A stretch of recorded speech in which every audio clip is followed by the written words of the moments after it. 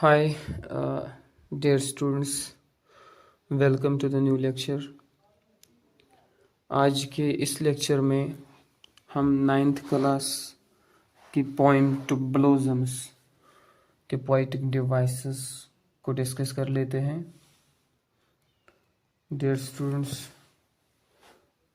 जैसे कि आपको पता होगा कि इस पोइम को स्टेंजा वाइज हमने ऑलरेडी डिस्कस किया था. आज इसके पोइटिक डिवाइसेस को डिस्कस कर लेते हैं. पोइटिक डिवाइसेस को डिस्कस करने से पहले हम ये जान लेते हैं कि पोइटिक डिवाइसेस होती क्या हैं, इनका इस्तेमाल क्यों किया जाता है एक पोइट या पोइट्स के दौरान. क्या रीज़न है इस चीज़ के पीछे कि पोइट अपनी पोइट्री में पोइटिक डिवाइसेस का इस्तेमाल करता है. डियर स्टूडेंट्स, ये समझना बहुत आसान है. मैं कोशिश करता हूँ कि आपको अच्छे से समझा पाऊँ. Poetic devices are essential tools which poet uses in a poem to create a rhythm or to enhance meaning.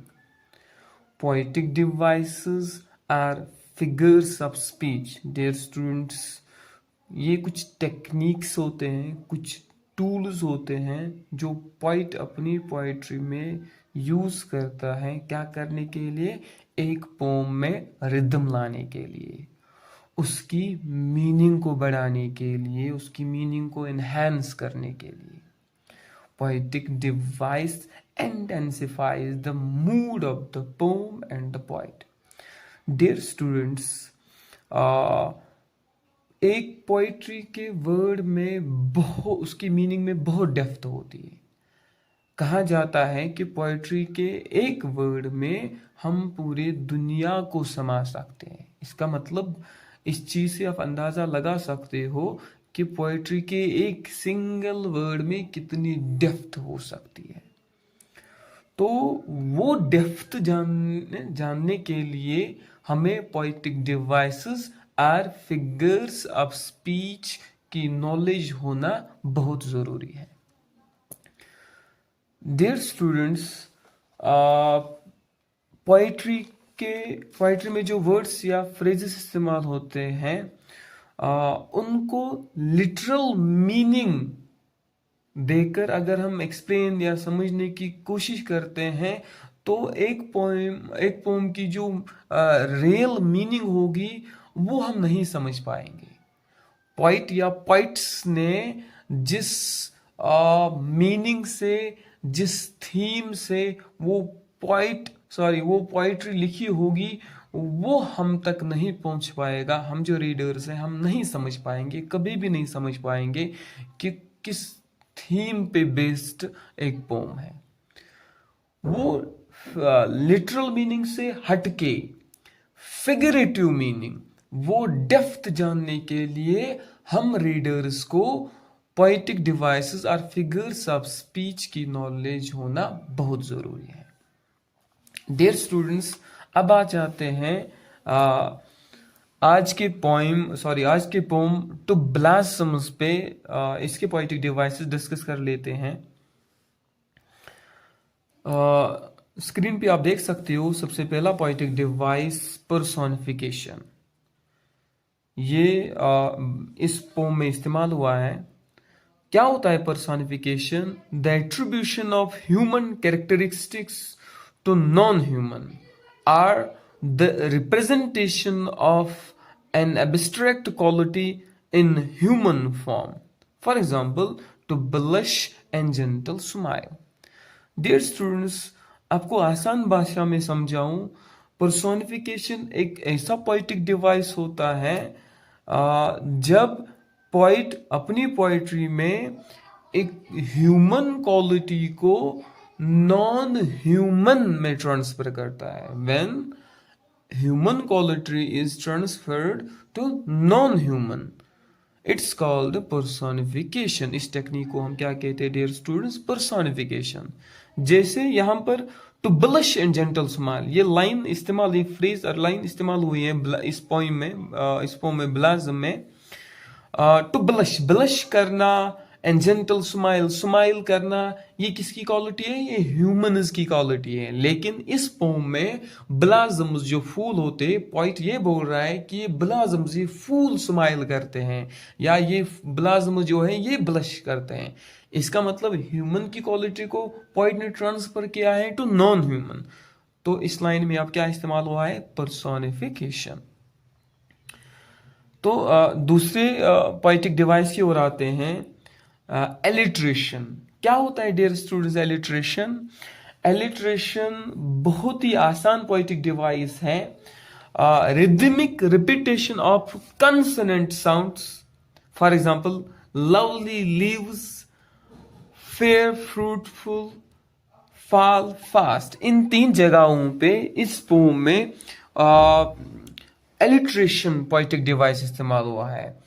एक और डेफिनेशन मैं आपको समझाने की कोशिश करूंगा। क्या होता है alliteration? Alliteration is when 2 or more words that start with the same sound, that start with the same consonant sound, are used repeatedly in a phrase or in a line. तो इसका मतलब ये है कि जब एक पोइट या poets poetry के एक लाइन में कंटिन्यूअसली और रिपीटेडली क्या कर रहा है? कंसोनेंट लेटर्स और साउंड्स रिपीट कर रहा है, consecutive, consecutive repeat of consonant letters और साउंड्स इन अ लाइन, इसी को हम क्या कहते हैं? एलिट्रेशन।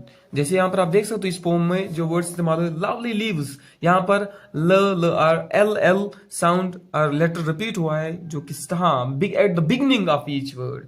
ये भी जरूरी है। एलिट्रेशन वो पोएटिक डिवाइस होता है जब कंसोनेंट साउंड और लेटर्स रिपीट होते हैं एक लाइन में, 2-3 वर्ड्स में, लेकिन हर वर्ड के इनिशियल पोजिशन पे स्टार्टिंग में ये कंसोनेंट लेटर्स रिपीट होने चाहिए।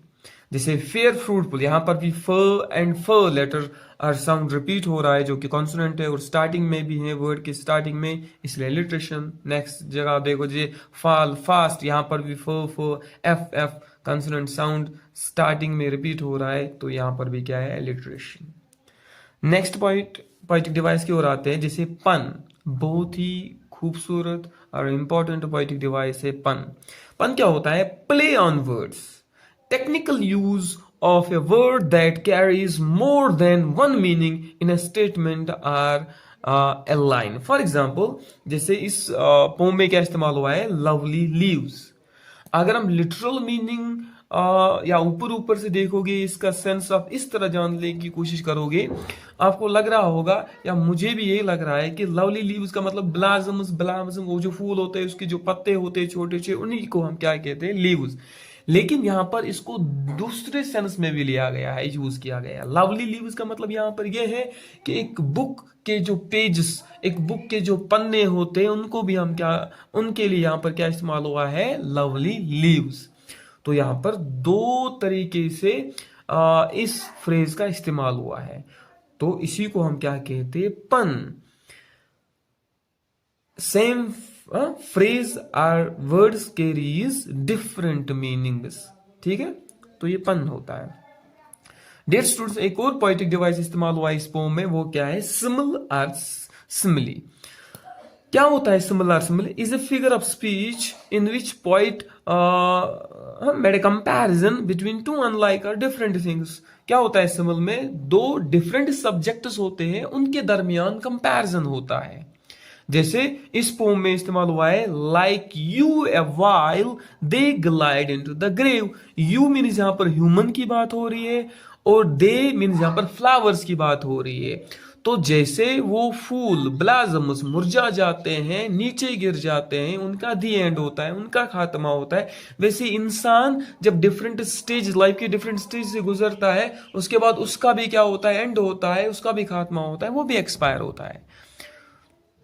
तो यहां पर क्या हो रहा है? एक ह्यूमन और फ्लावर के दरमियान कंपैरिजन हो रहा है। ये डिफरेंट सब्जेक्ट्स हैं, अनलाइक थिंग्स हैं, इन्हीं के दरमियान कंपैरिजन हो रहा है, तो इसको हम क्या कहेंगे? Simile poetic device. Dear students, screen पे आप देख सकते हो अलग अलग इन इस पोएम के डिफरेंट स्टेंजास को। यहाँ पर आप अच्छे से फाइंड आउट करोगे जो भी हमने डिस्कस किया है अभी तक। जैसे पहला स्टेंजा है, fair plunge of A fruitful tree, why do E fall so fast. तो यहाँ पर अगर आप देखोगे, फेयर में एफ फर्स्ट साउंड रिपीट हो रहा है, फिर फ्रूटफुल में फिर से एफ, फिर से फाल में एफ और फास्ट में एफ। तो कंटिन्यूअसली कंसेक्यूटिव वे में क्या हो रहा है, फ यानी consonant sound at the beginning of a word repeat हो रहा है। तो यहाँ पर क्या है, एलिट्रेशन डियर स्टूडेंट्स। उसके बाद अगर आप यहाँ देखोगे सेकंड लास्ट लाइन में, इस स्टेंजा की सेकंड लास्ट लाइन जो है, to blush and gently smile, blush करना, स्माइल करना ह्यूमन की क्वालिटी है, लेकिन यहाँ पर ये नॉन ह्यूमन को ट्रांसफर हुई है quality, human to non human. तो यहाँ पर क्या हुआ है इस्तेमाल, personification dear students. Next stanza की ओर आते हैं। जैसे बट यूर लवली लीव्स, यहाँ पर फिर से L L consonant sound repeat हो रहा है, तो फिर से एलिट्रेशन। और हाँ, यहाँ पर सेकंड लास्ट लाइन में फिर से like you avoid they glide into the grave. तो यहाँ पर जैसे अभी मैंने बोला dear students, simile poetic device और फिगर ऑफ स्पीच इस्तेमाल हुआ है, जिसमें कंपैरिजन किया गया है टू डिफरेंट थिंग्स के दरमियान, फ्लावर, ब्लाजम और ह्यूमन के दरमियान। तो डियर स्टूडेंट्स, एक और बात आपको ये बोलूँ कि इसमें जो राइम स्कीम इस्तेमाल हुई इस फॉर्म में, वो है A B B C C B. जैसे ट्री पहली लाइन के लास्ट वर्ड जो है ट्री, इसका साउंड बाकी लाइन्स के वर्ड्स के साथ मिलता जुलता नहीं है, टोटली डिफरेंट है, यूनिक साउंड है। तो इसको हम क्या अभी तक नाम देंगे, ए। फिर दूसरी लाइन का आखिरी वर्ड जो है फास्ट, और तीसरी लाइन का लास्ट वर्ड जो है पास्ट, इनका साउंड मिलता जुलता है, तो इनको हम क्या नाम देंगे, B and B. Vile and smile का साउंड मिलता जुलता है, तो सी एंड सी। लास्ट जो है, लास्ट लाइन के आखिरी वर्ड, लास्ट वर्ड जो है लास्ट, इसका साउंड मिलता जुलता है दूसरी लाइन के आखिरी वर्ड से और तीसरी लाइन के आखिरी वर्ड से, तो इसका भी हम क्या नाम देंगे, बी। इस तरह इस फॉर्म में जो राइमिंग स्कीम इस्तेमाल हुई है उसको हम ना, वो क्या है, A B B C C A. Dear students, उम्मीद करता हूँ कि आपको इस पोम के सारे पोएटिक डिवाइसेस अच्छे से समझ में आए होंगे। अल्लाह हाफिज़, मिलते हैं दूसरे वीडियो में।